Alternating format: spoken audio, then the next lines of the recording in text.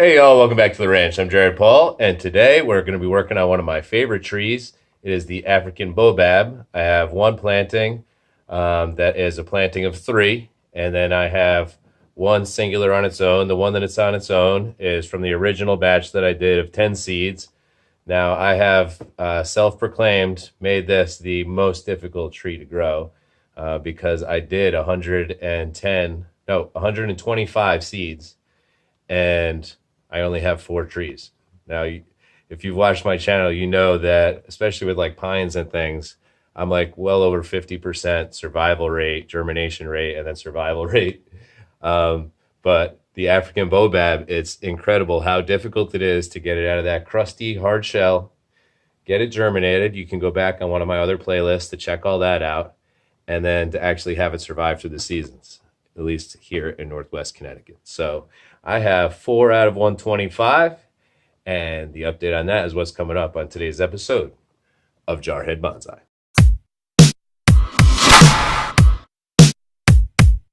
All right, y'all. So here we have my planting of three. I have it in, I guess, a kidney shaped or something like that. Really thick, hardy terracotta pot. I thought that the thicker, lighter clay was reminiscent of, an African type of a pot. And as you see up front, I have a little party of three up here, my meerkat trio. I got that at the Zoo and Botanical Garden in Dresden, Germany. We went last summer, and it was incredible. We took a road trip up through the Alps in Italy, into Germany, went up to Dresden. There's a Krzyzewski family museum that's founded after my ancestor, Joseph Ignacy Krzyzewski. He's a famous author in Poland. So he is really important in the history of Poland. He was a fighter for the people and the peasants, and the Russian government did not like that. So he was actually wrongfully imprisoned twice in his life, and he wrote hundreds of novels and books. So he's really celebrated by the people of Poland and this small area of Germany. So short story long, we went up there and there was an insanely amazing zoo.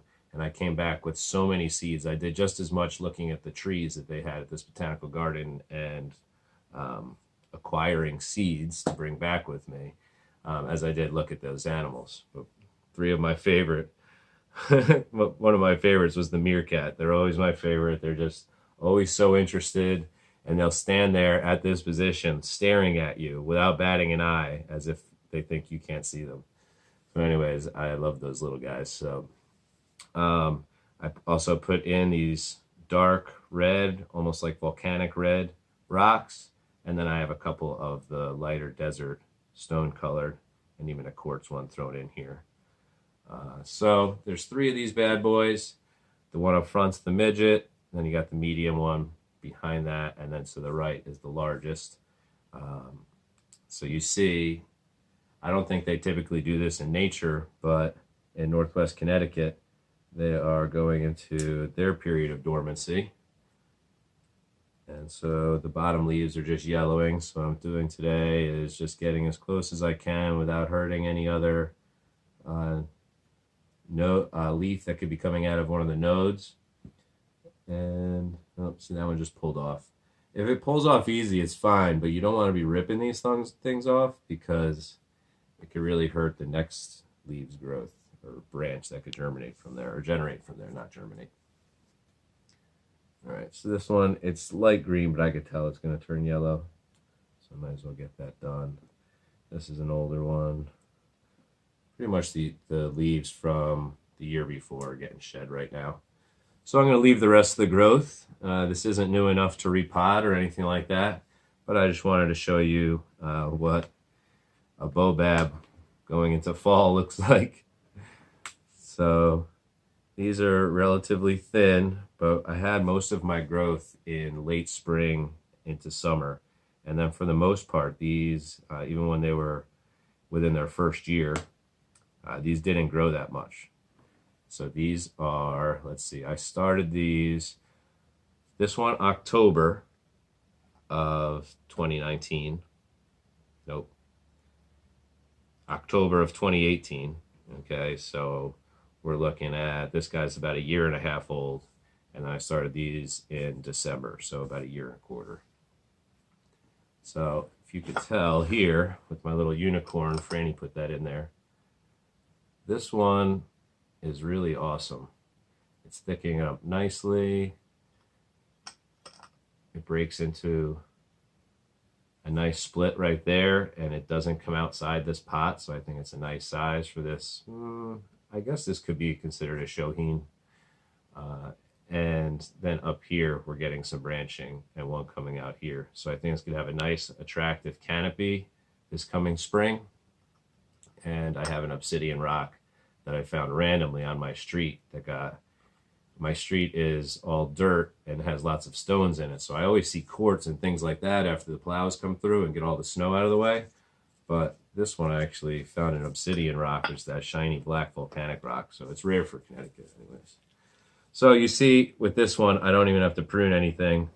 Most of this one's leaves just fell off, and I was having a heart attack because I didn't think that was going to happen.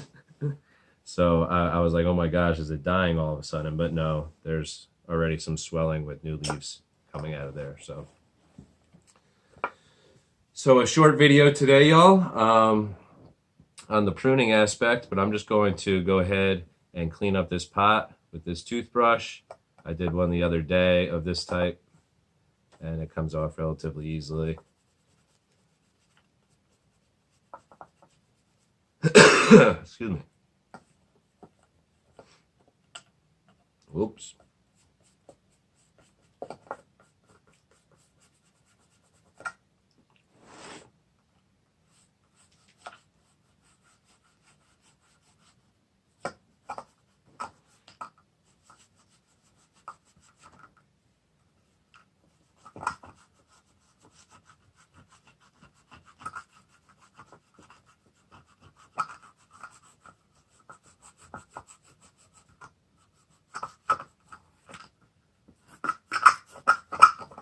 Well, I'm gonna have to go get this thing scrubbed up in the sink. Try to take the easy way.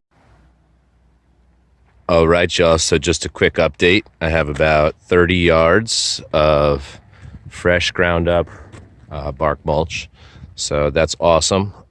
Yesterday I had done a voiceover with a picture of some sandbags, and my editing program updated, and I was just all over the place with, I don't know, there was new ways to save it, new folders. It just was taking way too long. So I ended up uploading the video without music on my time lapse and without the voiceover on the picture of sandbags. So what I'm thinking with the sandbags, I'll input that picture now.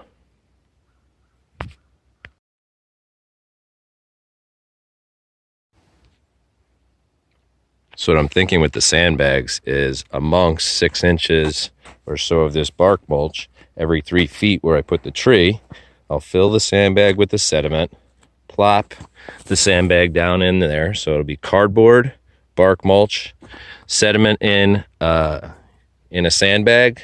So like a mixture of compost and topsoil. And then the 500 spruce trees will get planted in that. Across the field, 90 feet by 90 feet, separated by 3 feet each. Okay, that way it can retain moisture, it can let air in, let water out, and also easy transplant and removal. So yeah, 500 white spruce trees due in first week of April, and all the preparations, collections of cardboard. Oh, I'll show you. In the gym, my gym is shrinking because the pile of cardboard is growing, and this is about 1/4 of it. The rest is in my basement. So I have clients bringing me this on the daily, boxes and boxes, because that's what goes on top of the grass in the field, and then your bark mulch and your trees amongst it all. So it's going to be very well organized, and I'm excited that it's finally coming together.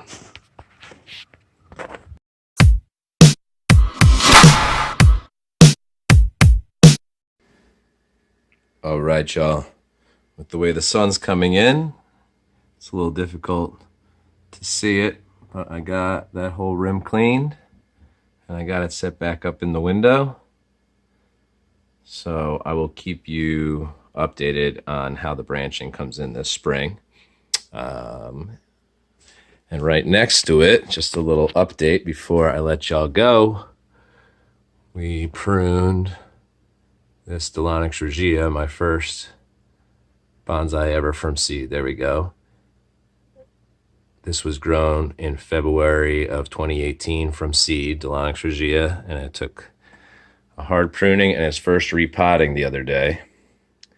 And got some proper bonsai soil, a nice bonsai pot that'll accommodate the big canopy, and it is growing back in after a hard root pruning and nearly a full defoliation. So I'm really excited about that. If you're into tropical trees and you enjoyed this on my African Baobabs, you can look back on that pruning and repotting.